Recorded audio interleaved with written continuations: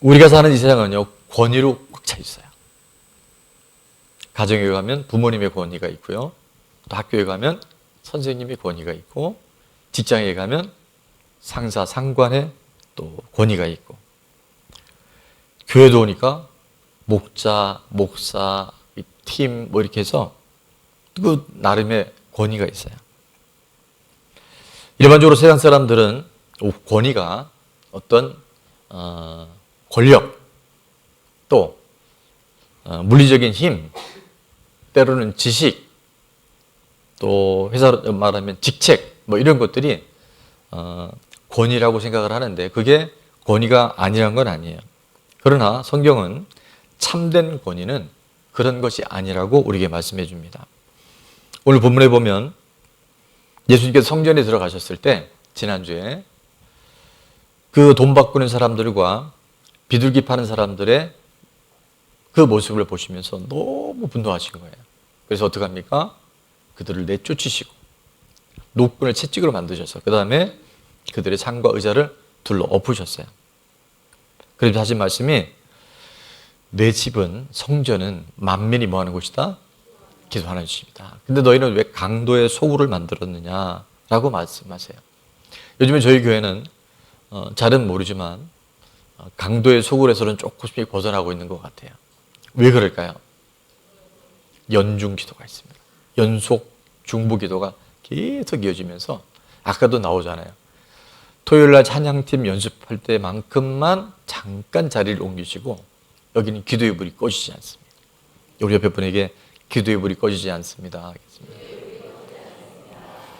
기도는 영적 호흡이기 때문에 여러분이 이 기도가 살아있는 한, 기도가 하나님과 연락되어지고 교통되는 한, 우리의 모든 영역들은 성령께서 이끌어 주시고 성령께서 충만함으로 책임져 주실 줄 믿습니다.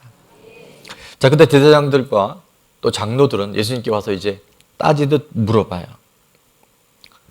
네가 무슨 권위로 이런 일을 행하느냐라고 질문해요.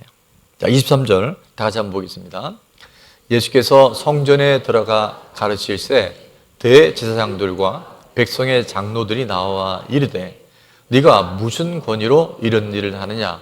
또 누가 이 권위를 주었느냐?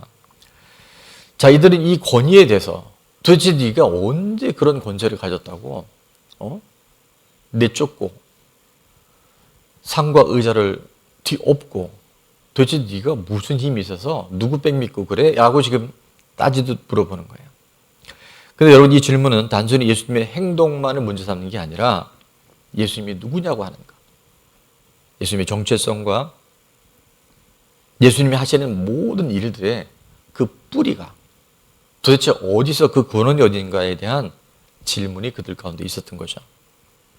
그런데 예수님은 그 질문의 내용보다, 여러분, 질문의 어떤 그 자체보다 더 중요한 게 의도를 잘 알아야 돼요. 옆에 분에게 의도를 잘 알아야 합니다. 네. 그래서 기도하셔야 돼요. 여러분, 의도를 잘 모르면요, 자칫 엮일 수 있어요. 자칫 인생이 꼬일 수 있어요. 그래서 이 질문을 하는 의도를 예수님은 정확하게 꿰뚫어 보셨어요. 그러면서 역으로 질문하십니다. 24절에 보니까 예수께서 대답하시되, 나도 한 말을 너희에게 물으리니 너희가 대답하면 나도 무슨 권위로 이런 일을 하는지 이르리라. 자, 그러면서 예수님의 역공 질문이 뭔지 25절은 다 같이요.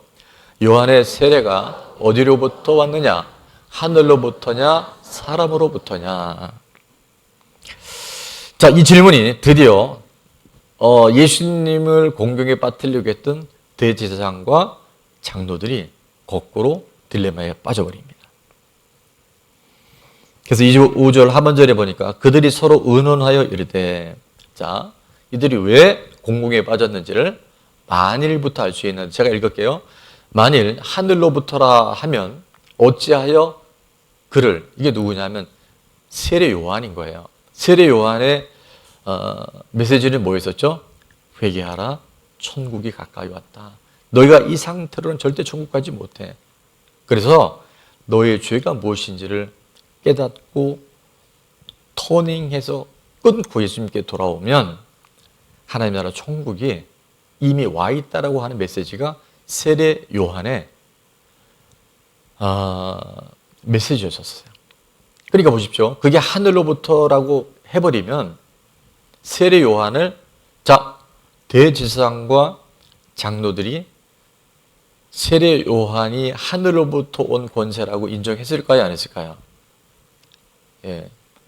목사님 그냥 설교하세요. 그냥 저희 들을게요. 예. 인정하면 그들이 정말 회개해야 되는 거예요. 인정을 안 하죠. 그래서 결국은 세례 요한을 끊임없이 배척하고 나중에 헤롯 아그리빠에 의해서 결국 순교를 당하잖아요.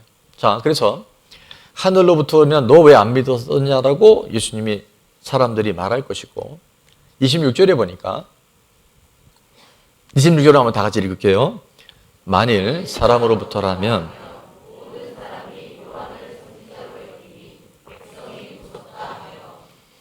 그 당시에 모든 유대 사람들이 세례 요한은 정말 구약의 선지자가 맞다라고 신뢰했단 말이에요.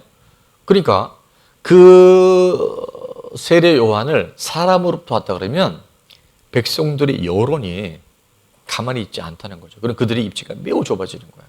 그래서 결국은 27절에 뭐라고 말하냐면 예수께 대답하여 이르되 우리가 알지 못하노라. 그러니까 그들도 지금 세상으로 말하면 머리가 돌아가는 거예요.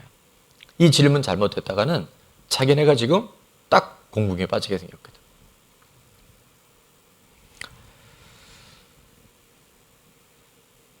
차라리 애매할 때는 모른다 그러세요. 옆에 사람에게 차라리 애매할 때는 모른다 그러세요. 시작. 그거를 막 설명하다 보면 또 꼬이는 거야. 그러니까 모르면 모른다 그러세요. 우리 목자들도 목원들 중에 좀 어려운 질문할 때가 있잖아요. 근데 그 얕은 경험과 죄송해요. 우리 목자들이 얕다는 게 아니라 그 부분에 있어서 많고. 근데 그거를 막 설명하다 보니까 나중에 목사님 그건 아니잖아요. 이런 무슨 뭐 있어요. 망신살이라고 있는데 그래서 이건 제가 잘 모르겠고요. 이거는 제가 목사님이나 또 우리 전도사님들한테 이렇게 한번 여쭤볼게요. 이렇게 하면 겸손하고 좋잖아요. 그런 면에서 이들도 지혜를 얻은 것 같아요. 결국 그들이 모르겠다고 얘기하니까 예수님께서 20절 하반절 이렇게 말씀합니다. 예수께서 이르시되 나도 무슨 권위로 이런 일을 하는지 너에게 이르지 아니하리라. 사실 이들의 질문은 정말 궁금하거나 정말 이게 너무 고민이 돼서 물어본 게 아니라 여러분 왜 물어봤을까요? 불편한 거예요. 예수님의 이런 모든 행적과 예수님을 통해 사람들이 변화되어지고 고침받고 성전이 깨끗해지는 게 싫은 거예요. 왜 싫었을까요? 왜 싫었을까요? 목사님 그냥 설교하시라니까요. 예. 기득권이 내가 먼저 누리고 있는 게 있어요. 내가 이렇게 하지 않아도 그냥 그럭저럭 살 수 있는데 이게 왜 자꾸 이렇게 불편하게 나를 어렵게 하지? 이 기득권이 오늘요 우리 안에 이미 이 타성에 젖은 거 있죠. 우리 차장님도 그렇고 우리 중보팀, 전도팀, 또 우리 뭐 악기팀, 방송팀 뭐냐면 이 타성에 젖어 버리잖아요. 이 고정관념에 딱 들어가 버리면 오늘 집사님의 기도 중에 참 저게 모든 게 은혜였는데 특별히 그 처음 마음, 처음 사랑. 심지어 집사님이 처음 우리 교회 왔었을 때 그 마음만 잃지 않으면 100% 천국 갑니다. 그러니까 심지어 집사님만 얘기하는 게 아니에요. 이거 우리 모두가 그래요. 처음 우리가 어디서 건진 받았고 우리가 어떻게 은혜를 입었고 회복된지 기억한다면 이게 뭐야 이럴 사람 하나도 없을 거예요. 오늘은 어제 죽은 사람이 그토록 원했던 내일이란 말이에요. 그래서 10명의 나병 환자 중에 9명은 다 어디 가고 한 사람만 와서 예수님께 감사하잖아요. 9명은 나병은 고쳤을지 모르지만 그들은 영적으로나 실질적인 영혼 구원에는 이미 거리가 멀었다는 것을 우리는 알 수 있어요. 그들은 이 고정관념에 갇혀 있었기 때문에 예수님이 어떤 권위로 하냐에 대해 별 관심이 없었고 빨리 예수님이 좀 사라졌으면 좋겠다. 지금 그 생각을 갖고 있어요. 자, 이때 예수님은 생각지 않은 비유의 말씀으로 우리들에게 말씀해 주셔요. 저는 이 대제사장과 장로들이 늘 얘기합니다. 2000년 전에 예수님께만 있는 게 아니라 지금 제 안에도 이런 요소가 있어요. 여러분 안에는 없기를 바랍니다. 목사님, 저 이제 이 정도면 됐잖아요. 내가 이 정도 교회 다녔고, 이 정도 봉사하고, 목자도 하고, 팀장도 하고, 이 정도면 됐는데, 뭘 또 예수님 그렇게 말씀하죠. 목사님, 죄송해요. 연중 기도가 난 뭔지 모르겠지만, 그냥 나는 내 기도 할게요. 나는 무시로 기도합니다. 예전에 어떤 분한테 제가 이제 기도에 대해 체크해 봤더니, 항상 기도하신대요. 여러분, 항상 기도하는 분, 맞죠, 그게? 근데 장소와 시간이 없는 기도는 사실은 기도의 매우 얕은 물가가 될 수 있어요. 안 한다고는 할 수 없지만. 그래서 사도행전 보시면 제9시 기도 시간에 성전을 향하여 기도했더라. 왜 다니엘이 죽을 것을 알고도 창문 닫아놓으면 되잖아요. 열고 예루살렘을 향하여 성전 있는 곳을 향하여 전에 하던 대로, 이게요 우리가 볼 때는 그랬나 보다가 아니라 이게 중요한 원칙이고 기준이기 때문에 그래요. 예수님 오셔서 지금 그 말씀을 세례 요한을 통해 주고 계신데도 이들은 자기가 갖고 있는 인본주의 방식과 종교의 영이 들어가다 보니까 이게 다 부딪히는 거예요. 그래서 제가 그랬잖아요. 진리가 선명하게 선포될수록 내 안에 내 생각에 너무 많은 사람은 이게 충돌이 될 수 있다는 거예요. 그래서 흰옷은 겸손한 사람은 세리와 창기 얘기가 나오는데 나는 세리야. 나는 창기와 같이 더러워. 나는 음란한 사람이야 라고 겸손한 사람은요. 그들에게 하나님의 회개의 영과 하나님이 말할 수 없는 은혜를 매일매일 부어주세요. 자, 그러면서 예수님께서 비유의 말씀을 주시는데 이 두 아들에 대한 비유입니다. 자, 28절에 보니까 그러나 너희 생각에는 어떠하냐? 어떤 사람에게 두 아들이 있는데 맏아들에게 가서 이르되 오늘 포도원에 가서 일하라 하니 29절에 대답하여 이르되 아버지 가겠나이다 라고 말은 잘했어요. 말은 잘해요. 겉은 번지를 해요. 양복도 입고 예를 들어서 명찰도 차고 이렇게 딱 할 때 이게 이제 또 목사님 나를 또 찌르신 애가 아니라 찔리는 게 은혜입니다.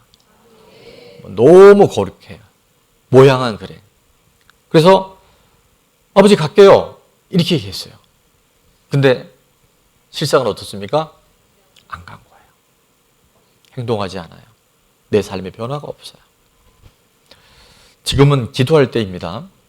여러분, 제가 그냥 하는 얘기가 아니라 성령께서 강력하게 7월 우리 기상회의 끝날 때부터 기도해야 된다고 말씀하시는데 나는요 항상 기도합니다.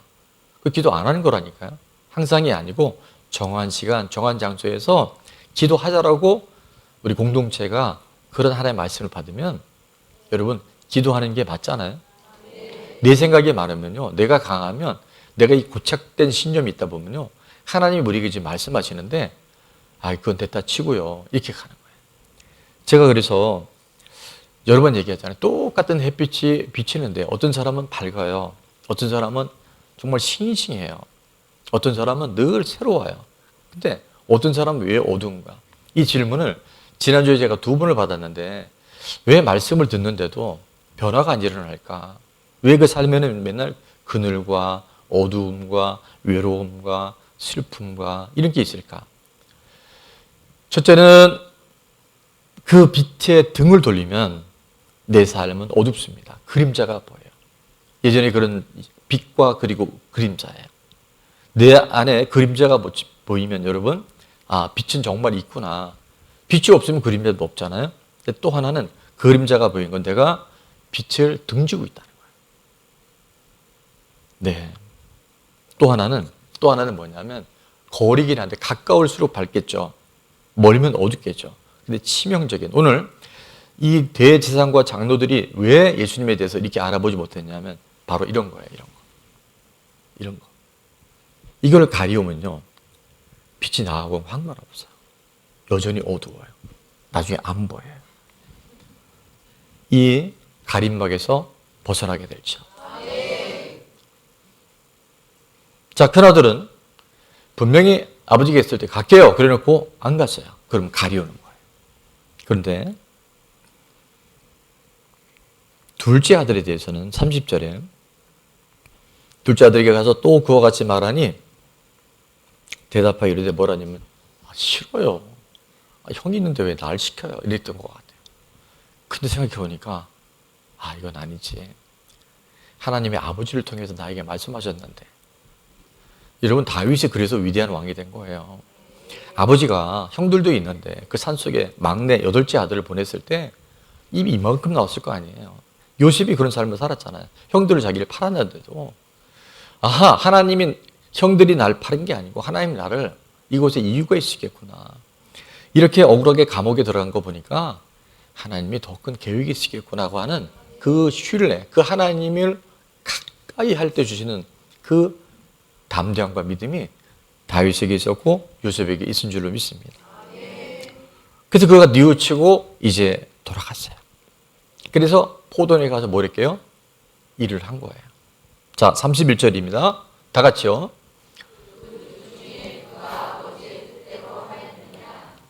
누가 했어요? 형이 가겠다 그랬잖아요. 형 가겠다 그랬다니까요. 아버지 뜻대로 행하는 거예요. 삶의 변화가 있는 거예요. 작은 것이라도 반응해 보이는 거예요. 그러니까 나는 예를 들어서 못해요, 안 돼요. 그래서 그냥 여기까지 하는 사람은 하나님도 어쩔 수가 없어요. 그런데 이 세리와 창기처럼 이 둘째 아들처럼 이건 아니지. 하나님 내게 원하시는 것은 내가 뭐 돈을 많이 벌어서 헌금 많이 하라는 것도 아니고 내가 할 수 없는 불가능한 일을 하라는 게 아니라 오늘 내가 할 수 있는 일에 내가 생각을 바꾸고 마음을 바꾸고 내 말투 하나 바꾸는 것에 하나님의 나라 하나님의 뜻이 있다면 내가 한번 해봐야지. 하나님 그 사람을 통해서 하나님의 놀라운 구원의 역사가 반드시 일어나게 된 줄 믿습니다. 둘째 아들은 겉으로는 무언가 불편했고 거부했지만 그가 깨닫고 회개하고 순종했을 때 예수님은 그들에게 놀라운 구원의 역사들, 바로 세리와 창녀들에게, 지금도 세리와 창녀 같은 마음으로 살아가는 우리들에게 하는 놀라운 이 땅에서의 것이 아니라 하늘의 권위로 우리를 일으켜 세우신 줄 믿습니다. 31절 하반절에 보니까 그들도 대답은 잘해요. 이르되 둘째 아들이니라. 예수께서 그들에게 이르시되 내가 진실로 너에게 이르노니 세리들과 창녀들이 너희보다 먼저 하나님 나라에 들어가리라. 지금도요, 교회 나온 지 얼마 안 된 분들 중에서 정말 나 같은 사람이 교회 나올 수 있는 자격이 있을까? 제가 특정 인물을 얘기하면 안 되겠지만 우리 새가들 중에 요즘에 새벽기도 나온 분들이 있더라고요. 학생부 중에 나오는 아이도 있어요. 그래서 내가 안 물어봤는데 와서 툭툭 치길래 웬일이냐 그랬더니 어머니 안 나오셨대요. 너 왜 새벽에 어떻게 나왔어? 그냥요 그러더라고요. 아이들은 이유가 없어요. 그냥요 그러더라고요.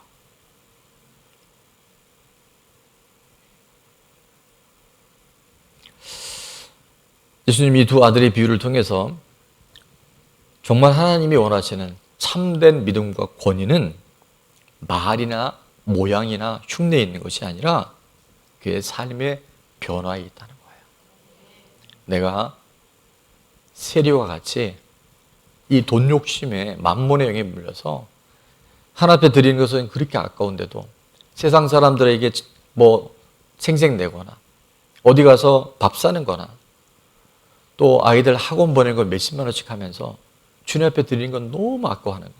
이게요, 큰아들과 다를 바가 뭐 어디 있으며 대제사장과 장로들과 다를 바가 어디 있겠습니까? 제가 가끔 그러잖아요. 귀신들도 안다니까요. 여러분 지금 속는 거예요. 여러분이 지금 나중에 주님 앞에 가보면 내가 완전히 속았다는 거예요. 얼마 전에 뭐 영화가 드라마에 그런 거예요. 뭐 속았었다 뭐 그런 게 있었다며요. 그건 그런 뜻은 아니라 그러더만. 근데 여러분 지금 귀신들도 보고 아는데 하나님 모르시겠냐고요. 우리에게 기회 주실 때, 강단에 대해서 말씀이 빛이 조명이 될 때 내가 가림막이 있다고 한다면 이 겸손하게 내려놓을 때 하나님 그거 안 물어보시잖아요. 그래서 우리 교회가 여기까지 왔고 앞으로 또 하나님 비전을 이루게 될 줄로 믿습니다. 히브리서 13장 17절에 이렇게 말씀합니다. 너희를 인도하는 자들에게 순종하고 복종하라. 그들은 너희 영혼을 위하여 경성하기를 자신들이 청산할 자인 것이 하느니라. 그들로 하여금 뭐로 하고 즐거움으로 하게 하고 근심으로 하게 하지 말라. 그렇지 않으면 너에게 유익이 없느니라. 자, 세 번역에는 이렇게 번역이 되어 있더라고요. 다 같이요. 여러분의 지도자의 말을 고지 듣고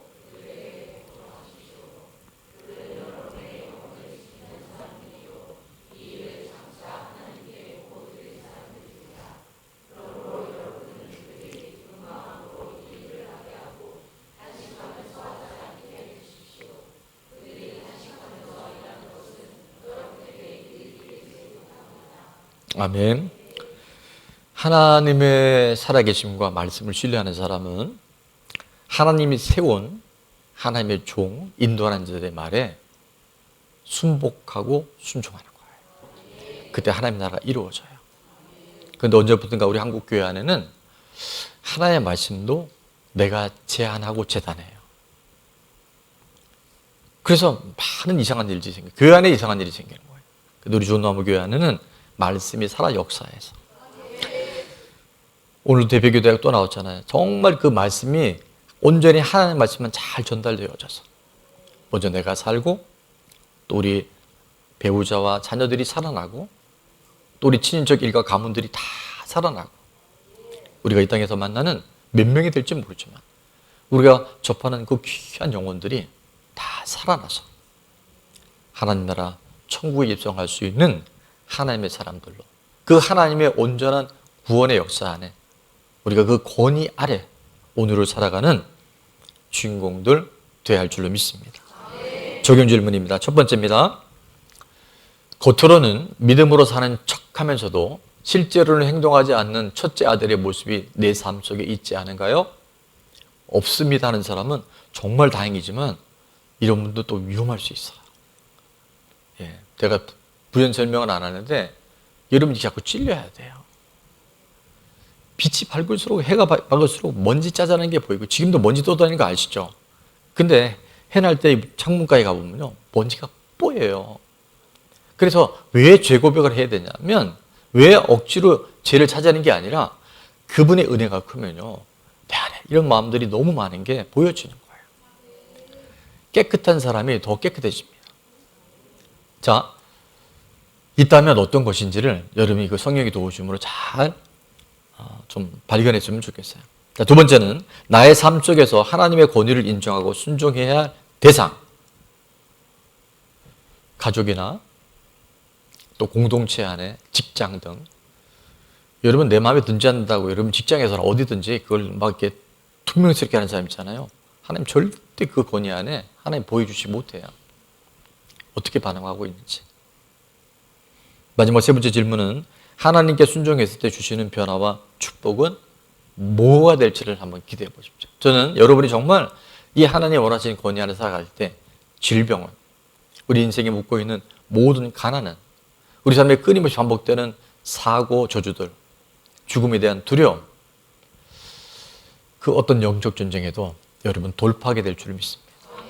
내가 하는 게 아니라요 그 권위 안에 살아가면 하나님의 그 날개 끝날에 보호해 주시고 생명싸개로 그를 지켜주셔서 하나님의 나라 죽어서 가는 것이 아니라 여기 있다는 것을 저와 여러분을 통해서 반드시 나타내실 줄 믿습니다.